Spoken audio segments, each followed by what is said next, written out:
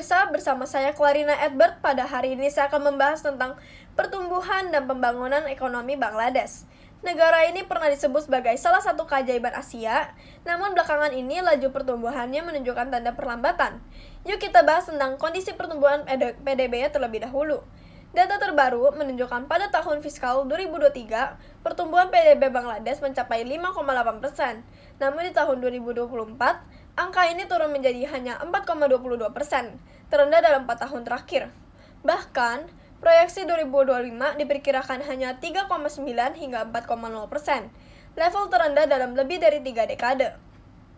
Jika kita melihat grafik pertumbuhan dalam 10 tahun terakhir, Bangladesh sempat mencatat masa keemasan pada tahun 2013 hingga 2019, dengan rata-rata pertumbuhan di atas 6 hingga 7%. Pandemi 2020 membuat pertumbuhan jatuh mendekati 0, lalu sempat pulih di tahun 2021 hingga 2022, tetapi kini kembali melambat. Kondisi ini menegaskan bahwa setelah fase pertumbuhan tinggi, Bangladesh menghadapi tantangan serius untuk menjaga momentumnya. Selama ini pertumbuhan Bangladesh didorong oleh dua faktor utama, yaitu adalah industri garment yang menyumbangkan 85% ekspor dan menyerap jutaan tenaga kerja, khususnya pada perempuan. Lalu yang kedua ada repatriasi pekerja migran.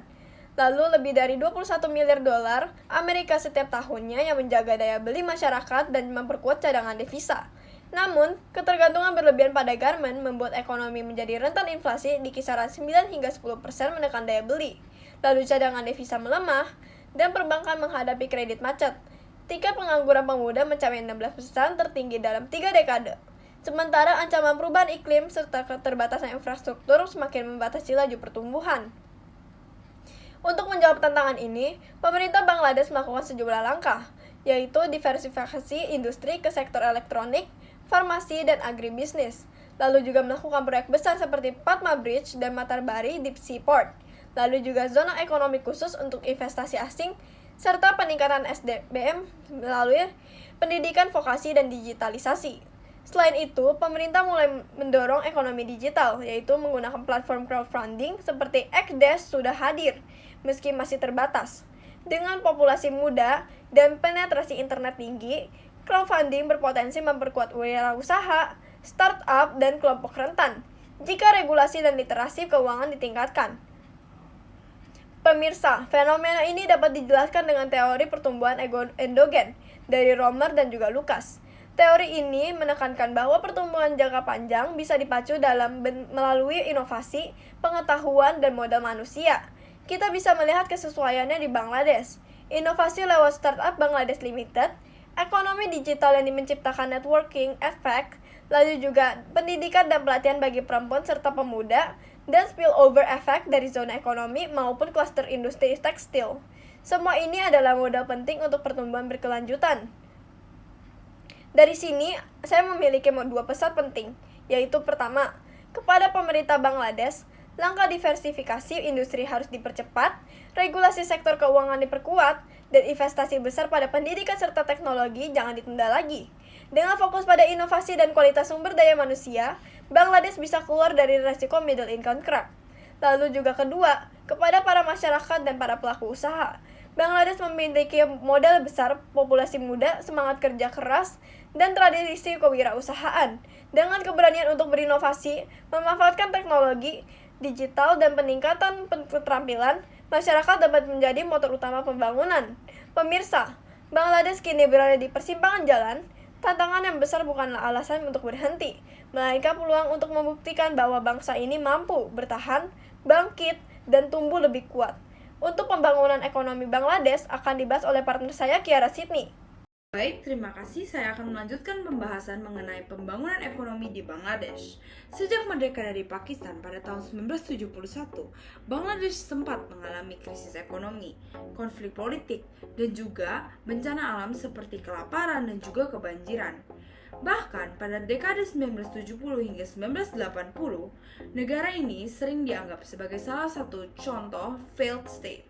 Namun dalam 2 dekade terakhir, justru Bangladesh mampu bangkit dengan pembangunan ekonomi yang cukup signifikan. Untuk pencapaian terbesarnya adalah peningkatan pada PDB per kapita, yang mana pada tahun 2000 hanya sekitar 400 US dollar berubah menjadi 2.800 US dollar di tahun 2023. Nah, pertumbuhan ini juga ditunjang oleh pembangunan infrastruktur dan juga kebijakan pemerintah.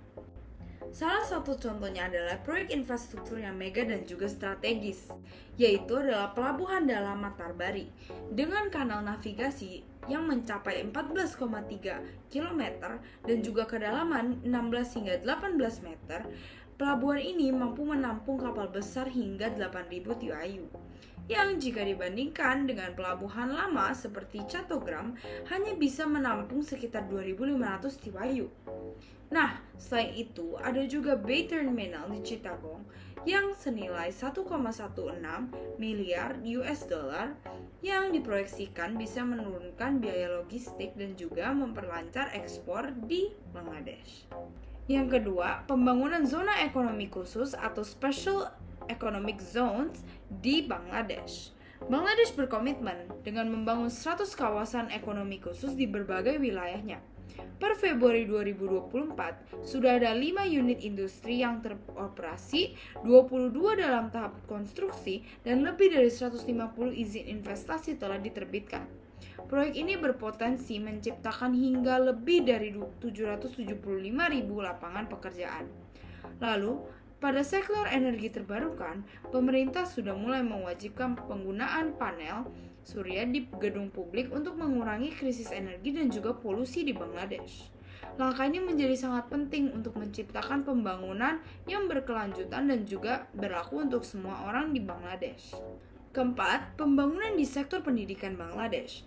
Dengan pertumbuhan ekonomi yang stabil dan juga alokasi dana untuk pendidikan yang semakin meningkat, dalam APBN 2024 hingga 2025, anggaran pendidikan di Bangladesh mencapai 94.711 crore atau sekitar 1,7% dari GDP Bangladesh. Program sekolah gratis, digitalisasi pendidikan lewat Smart Bangladesh 2041, hingga pembangunan sekolah tahan banjir di daerah rawan banjir menjadi bagian penting dari pembangunan sosial dan juga ekonomi di Bangladesh. Lalu, yang terakhir, faktor penunjang pembangunan. Fokus utama Bangladesh tetap berada pada industri garmen dan juga manufaktur, yang menjadi tulang belakang ekspor mereka.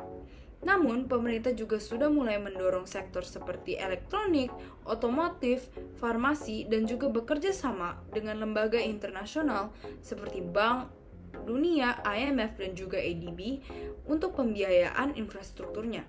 Dengan berbagai pencapaian ini, Bangladesh berhasil menunjukkan bahwa pembangunan bukan hanya soal pertumbuhan angka, namun juga peningkatan kualitas hidup masyarakat, infrastruktur yang lebih modern, serta kesiapannya dalam menghadapi tantangan mau dari masa depan ataupun saat ini.